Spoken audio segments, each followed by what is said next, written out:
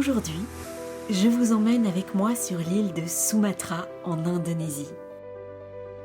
Rencontre voyageuse, les orang-outans de Sumatra. C'est à Bukit Lawang, situé dans le parc national de Gunung Leuser, au nord de l'île, que l'aventure commence. Ici, débute un trek exceptionnel dans la jungle à la rencontre des orang-outans. Ces primates partagent 97% de leur gènes avec l'homme. Autrefois, répandue dans toute l'Asie du Sud-Est, cette espèce est aujourd'hui confinée à Sumatra et Bornéo. Cette régression est due principalement à la déforestation pour les plantations d'huile de palme, une industrie clé en Indonésie. Les Indonésiens sont fiers de ces plantations qui soutiennent significativement l'économie du pays.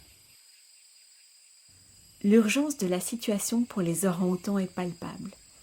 Un tourisme responsable s'est développé à Bukit Lawang, où les écotours attirent les visiteurs pour passer quelques jours en immersion dans la jungle. Ils revendiquent également leur action de nettoyage des forêts, de reforestation et d'aide aux populations locales grâce aux dons des clients. Des initiatives séduisantes et apparemment engagées.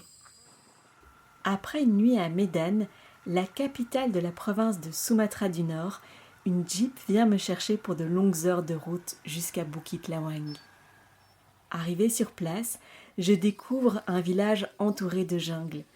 Bien que touristique, on ressent tout de même cet éloignement avec la civilisation. Un pont de singes me sépare de la forêt tropicale humide. Un mélange de sentiments s'empare de moi. Un peu d'excitation, beaucoup d'appréhension et une sacrée dose d'humilité face à cette nature impressionnante et imposante. Me voilà parti pour 2 nuits dans la jungle, à observer la forêt et à dormir le long des rivières sous ma tente. La jungle de Bukit Lawang abrite une incroyable diversité d'espèces. Outre les orang-outans, on peut y observer des gibbons, des macaques crabiers, des singes de Thomas Leaf et même le très rare tigre de Sumatra. Les sons stridents des cigales et des katydides, les chants mélodieux des kalaos rhinocéros et des martins pêcheurs enrichissent l'expérience sensorielle de ce lieu si spécial. Je suis accompagnée d'un guide qui connaît la forêt comme sa poche. Il veille à ma sécurité et fera son possible pour me mettre sur la piste des orang-outans. J'essaye de mettre tous mes sens en action, tout en m'acclimatant à l'humidité qui trempe mes vêtements en une fraction de seconde, et je tente d'apprivoiser les sons qui m'entourent. C'est fou comme le corps humain s'adapte vite. Je me sens presque comme un poisson dans l'eau. Enfin, ça c'était avant que le guide m'alerte pour me dire qu'un serpent lune trône fièrement dans les feuillages. Un serpent venimeux qui laisse 7 heures à sa victime pour trouver l'hôpital le plus proche. Moi qui ai une peur farouche des serpents, on commence fort. Je surmonte ma phobie et observe la créature du coin de l'œil. Je dois le reconnaître. Ce serpent est absolument magnifique. Vert, bleu, jaune et noir. La nature a créé de sacrées merveilles. Après cette première rencontre, je m'enfonce plus profondément dans la jungle. Mon regard se dirige spontanément vers la cime des arbres. Rapidement, je fais la connaissance des singes de Thomas Leaf. Ils ne sont absolument pas farouches et semblent habitués à la présence humaine. Facilement reconnaissables, ces macaques arborent un pelage gris et blanc avec une crête distinctive sur leur tête. Ils jouent un rôle essentiel dans l'écosystème de Sumatra en tant que disperseurs de graines, contribuant ainsi à la régénération des forêts tropicales. Leur protection est cruciale pour la biodiversité de la région. Malheureusement, ils sont classés comme vulnérables sur la liste rouge de l'Union internationale pour la conservation de la nature. Ceci en raison de la déforestation qui détruit leur habitat naturel.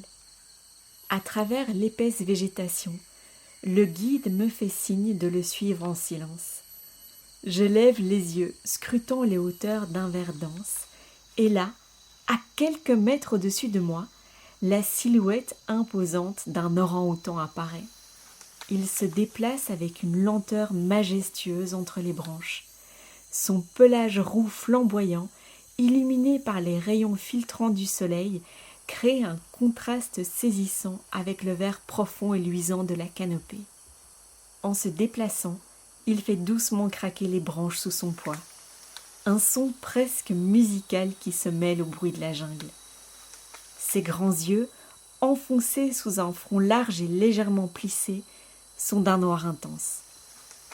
Ses yeux d'une profondeur fascinante semblent percer le voile de la forêt pour atteindre l'âme de ceux qui les regardent. Ils expriment une intelligence et une sérénité presque mystiques. À mon avis, c'est un mâle adulte. Il a de grandes bajoues aux flanges qui accentuent encore sa stature imposante. Cette caractéristique, semblable à des coussinets de peau, est en fait un signe de maturité et de statut parmi les orang-outans. Ce primate est la quintessence de la majesté sauvage, une créature qui semble appartenir à un autre monde. Ce moment suspendu dans le temps me rappelle à quel point chaque être vivant dans cette jungle joue un rôle crucial dans l'équilibre de la nature.